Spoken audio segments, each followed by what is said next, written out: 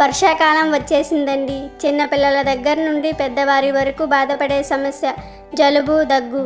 అల్లం ఛాయ్ ద్వారా ఆ సమస్యను ఎలా నివారించుకోవాలో తెలుసుకుందాం.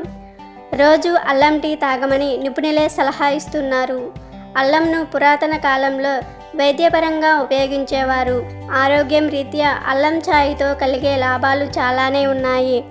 ముఖ్యంగా చలికాలం, వర్షాకాలంలో చల్లటి వాతావరణం నుంచి శరీరానికి మంచి ఉపశమనంగా పనిచేయడంలో అల్లం ఛాయ్ తర్వాతే మరేదైనా అంటున్నారు హెల్త్ ఎక్స్పర్ట్స్.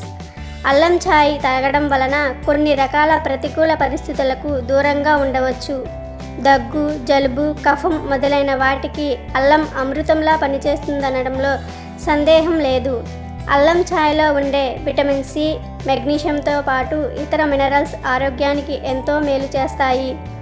అల్లం ఫ్లేవర్తో పాటు ఛాయ్లో పుదీనా కానీ, నిమ్మరసం కానీ లేక తేనె వంటివి కూడా మిశ్రమంగా కలుపుకోవచ్చు. సో అల్లం టీ తయారీ గురించి తెలుసుకుందాం. కావలసిన పదార్థాలు: పాలు 2 గ్లాసులు, పంచదార 2 స్పూన్లు, టీ పొడి 1 స్పూన్, యాలకులు 1, అల్లం ముక్క అంగుళం ముక్క, నీళ్లు 1 గ్లాస్. తయారీ విధానం: స్టవ్ వెలిగించి గిన్నె పెట్టి దానిలో పాలు, నీళ్లు, పంచదార, టీ పొడి వేసి మరగబెట్టాలి.